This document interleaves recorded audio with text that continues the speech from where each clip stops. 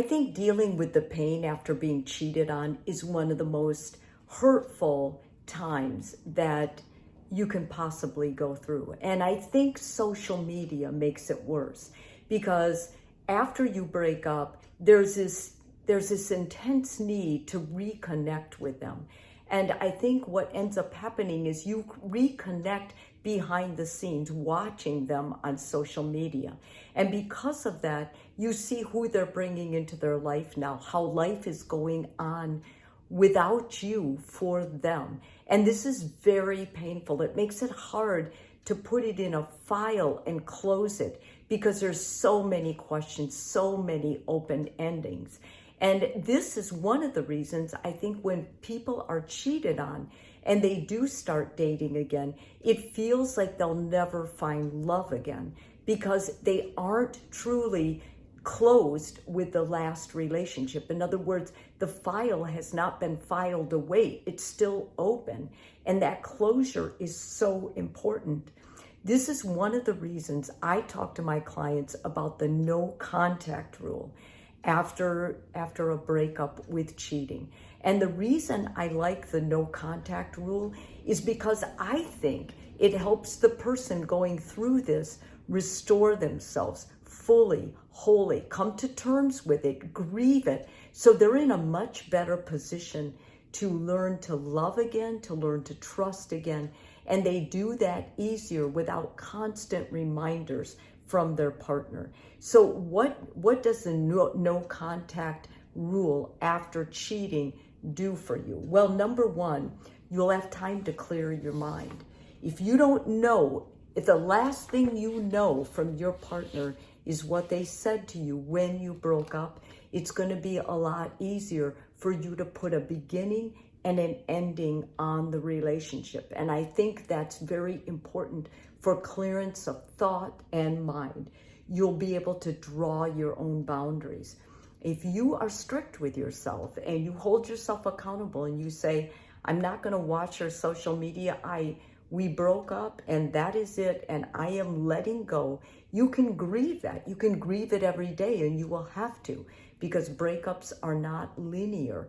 They're back and forth and all around. Then I think it's still going to help you initiate boundaries for yourself that are a form of advocacy, self-care for you. You'll be able to rebuild your self-confidence. You can reinvest in things that matter to you. Going to the gym, taking a class, working on things, maybe you're learning a new language, whatever it is, that are going to enhance your life going forward without this person. It's also going to help you from ruminating about past things that were said, things you should have known. Because let's not forget, when you've been cheated on, there's a lot of lies. And because of those lies, in hindsight, you begin seeing how much your trust blinded you. And it can make you feel very stupid, very vulnerable. And reinvesting, building confidence in yourself by the no contact rule is going to be in your best interest. Your ex will have time to reflect on their mistakes. Not that that's going to happen, not that you need that to happen. You're not going to know because you have a no contact rule.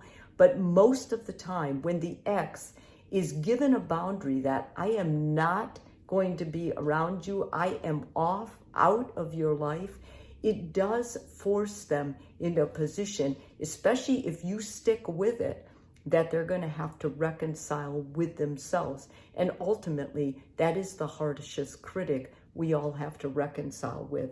You'll get refuge in yourself. When you have a no contact rule, you can begin redesigning your life with those people that really care about you, those people who are honest with you, those people who are in your corner.